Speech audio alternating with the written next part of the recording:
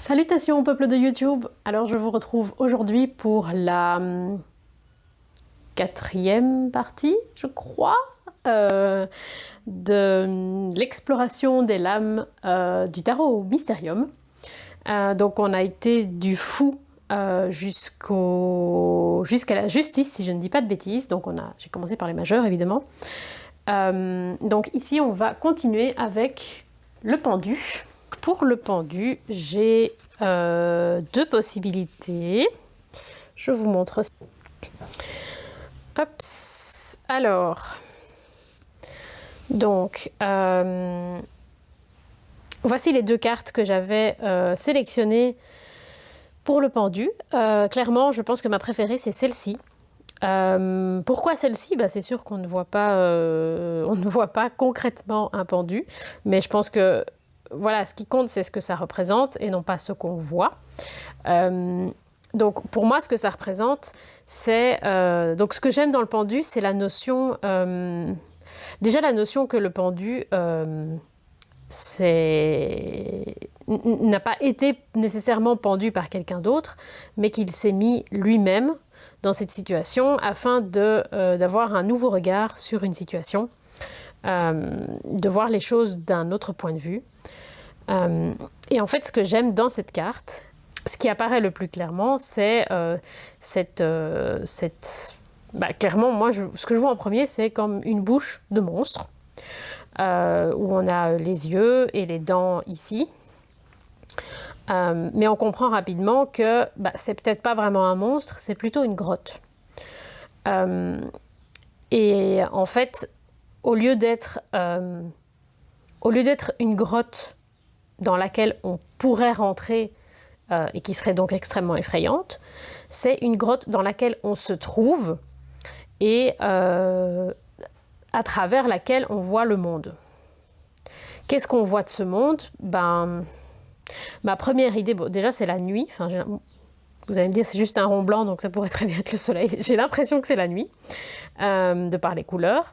Et puis j'ai l'impression que ce monde...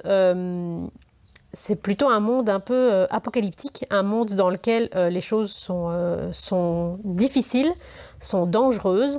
Donc l'extérieur représente un danger, tandis que l'intérieur, donc en étant caché dans la grotte, on est quelque part en sécurité.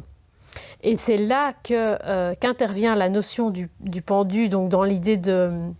avoir un autre point de vue, c'est que la première chose qu'on voit, c'est un monstre effrayant, mais en fait, ce monstre nous protège, puisque ce monstre, c'est une grotte, et on est à l'intérieur de la grotte pour se protéger des dangers potentiels du monde. Voilà, moi, c'est pour ça que je choisis cette carte, et c'est ça que j'y ai vu. Sinon, l'autre possibilité qu'il y avait, c'est celle-ci. Alors ici, on n'est pas spécialement dans l'idée de changer de point de vue, on est dans l'idée d'élever son point de vue, puisque ce monsieur, en s'envolant, voit les choses de plus loin, prend du recul. Il y a un aspect évidemment beaucoup plus joyeux, beaucoup plus léger, mais le joyeux et le léger, c'est pas nécessairement mon truc, vous l'aurez compris, hein. C'est pas pour rien que j'utilise les cartes du Mysterium plutôt que les cartes du Dixit. Et il y a une dimension qui rappelle clairement l'ambiance de Mary Poppins, que je trouve très sympa, mais qui n'est pas personnellement mon truc. Donc voilà, je pense que ce serait une chouette carte de pendu, mais le mien, ce sera celui-là. Alors, on continue avec l'arcane sans nom dans le tarot de Marseille, donc la lame 13, qui, dans le rider, est nommée la mort, ou mort. Alors, la première carte à laquelle j'ai pensé, je connais bien les cartes de Mysterium, hein, j'y ai beaucoup joué, comme je vous le disais dans une précédente vidéo. La première carte à laquelle j'ai pensé, c'était évidemment celle-ci. Qui me plaît énormément parce que je suis une grande fan de... Enfin, une grande fan, non, j'aime énormément le groupe Children of Bodom.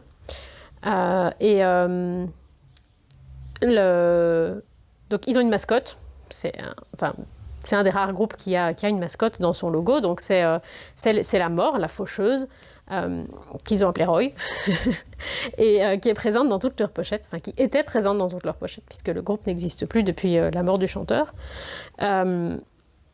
Donc cette carte, évidemment, représente la carte de la mort vraiment au premier degré. Hein, j'ai envie de dire c'est bête et méchant, c'est vraiment la représentation classique de la mort, mais moi, perso, la représentation de la faucheuse, c'est vraiment quelque chose que j'aime énormément. C'est quelque chose qui me touche. Je ne sais pas si on peut dire qu'il y a une foi là-dedans, mais en tout cas, c'est une vision qui me parle beaucoup. Et donc, j'ai très envie de choisir cette carte. En plus, on a une notion... je ne suis pas sûre de ce que je suis censée comprendre dans cette notion, mais il y a une notion de choix, de par la présence des pommes et du serpent. Non pas que ça puisse parler du suicide, hein, mais plus... peut-être que ça nous renvoie à l'idée que on a le choix de faire ce qu'on veut faire de notre vie, que c'est pendant qu'on est vivant qu'il faut choisir les combats qu'on mène. Et évidemment, la carte de la mort ne représente pas nécessairement la mort au sens littéral, mais le changement, le fait de passer à autre chose, de tourner la page. Et dans cette optique, la notion de choix est intéressante à ramener et à rappeler.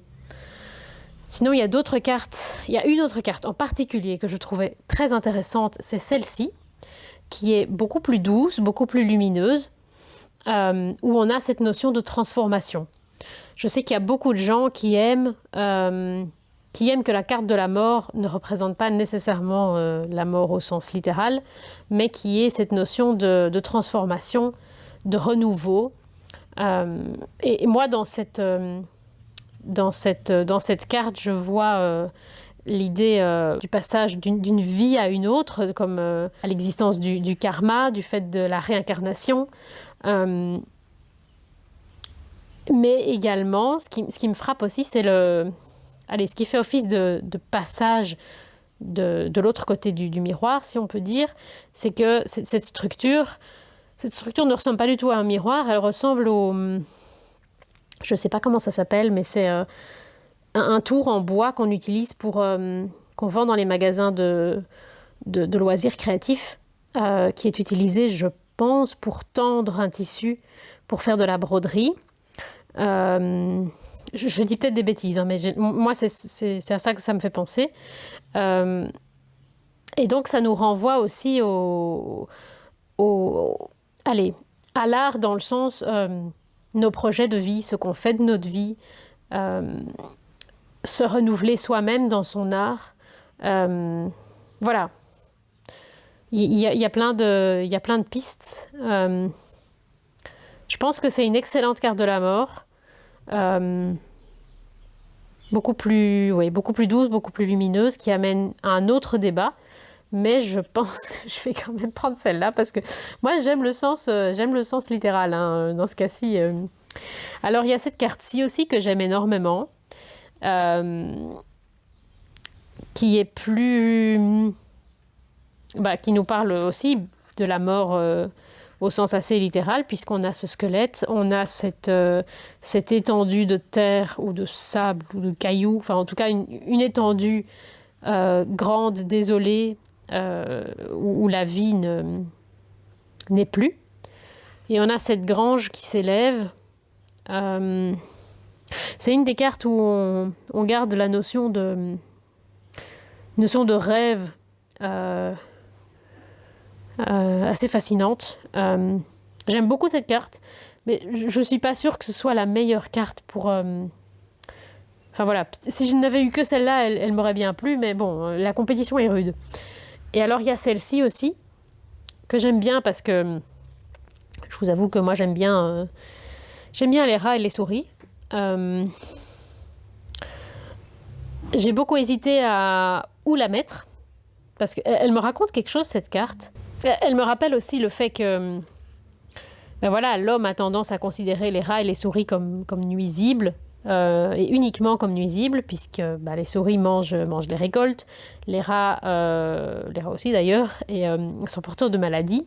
On aurait envie de La plupart des gens auraient envie de pouvoir s'en débarrasser à n'importe quel prix. Il faut avoir conscience de la conséquence de nos actes. C'est-à-dire que, par exemple, beaucoup de gens recourent au poison pour se débarrasser des rongeurs, mais faut avoir conscience que ces poisons passent d'une espèce à l'autre, c'est-à-dire qu'une souris va généralement se faire manger soit par un chat, soit par un hibou. Enfin voilà, la souris a énormément de prédateurs et le poison qu'a ingéré la souris va être donné à l'organisme qui va la manger. Donc voilà, on empoisonne potentiellement en essayant de régler un petit problème, on empoisonne potentiellement toute la chaîne alimentaire qui en découle. Et donc ça nous ramène à la conséquence de nos actes également.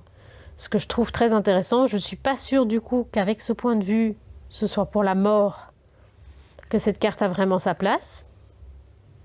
Faudrait que je réfléchisse si elle irait pas mieux ailleurs. Mais dites-moi ce que vous en pensez, ou vous la mettriez, si vous l'aimez bien aussi. Les rats sont utiles pour plein d'autres choses, hein. Par exemple, je sais que dans la gestion des égouts, les rats sont essentiels et la manière dont on gère les égouts dans notre société serait impossible sans la présence des rats. Ils règlent beaucoup de problèmes de par leur présence, de par le fait qu'ils passent à différents petits endroits. Donc voilà, cette analyse de tarot va devenir un pamphlet écologique en faveur des animaux dits nuisibles. Voilà, donc je pense que pour la carte de la mort, moi personnellement, je vais choisir cette carte-ci. Mais voilà, vous voyez qu'il y a plein de possibilités différentes. Pour la lame numéro 14, nous sommes sur la tempérance. J'ai voulu revérifier ce que Célia Mélesville nous disait de la tempérance, parce que c'est une carte que j'ai parfois un peu de mal à bien cerner. Je pense que c'est parce que je l'ai moins rencontrée que d'autres au fil des années dans mes tirages. Et probablement parce que c'est une carte que j'ai du mal à appliquer dans ma vie personnelle. Donc la tempérance nous parle de relier, d'équilibre, de modération et de compromis. Donc oui, c'est bien dans cette optique-là que j'avais choisi ces cartes. Donc tout va bien. Alors, je vous les montre. Je commence par celle que je préfère. C'est celle-ci, où on a ce petit raton laveur qui a sa propre pelote, qui a pris exemple sur la Lune. La Lune qui est représentée comme une grande pelote. En quoi est-ce que ça me parle ? Il y a cette notion de viser la Lune, donc de rêver grand, d'avoir de grands objectifs, de grands projets. Et en quoi est-ce qu'on retrouve la tempérance ? Parce qu'il y a cette notion de compromis, c'est-à-dire que clairement, il n'a pas décroché la Lune, hein, il n'a pas cette énorme pelote jaune toute brillante, mais il a quand même trouvé un compromis en créant sa propre petite pelote, qui est certes moins grande, moins belle, moins brillante, mais petit à petit, il trouve une manière de se créer sa petite pelote.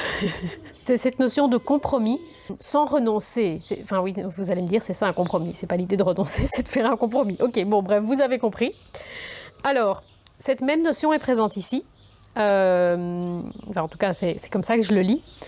Il y a cette idée d'un grand paquebot qui vogue sur la mer. J'y connais rien en bateau, donc je ne sais pas si c'est un bateau de croisière. Non, c'est pas un bateau de croisière, c'est probablement un bateau marchand. Et bref, un grand paquebot qui vogue sur la mer. C'est le rêve, c'est l'idéal.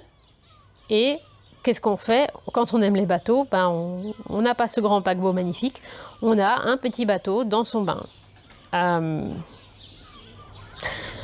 Après, il y a aussi la notion que, oui, là, clairement, on est dans une baignoire, mais après tout, dans la mer, il y a des petits canards en caoutchouc. Donc, cette carte-là, non seulement nous parle de compromis, mais potentiellement peut nous parler aussi du fait que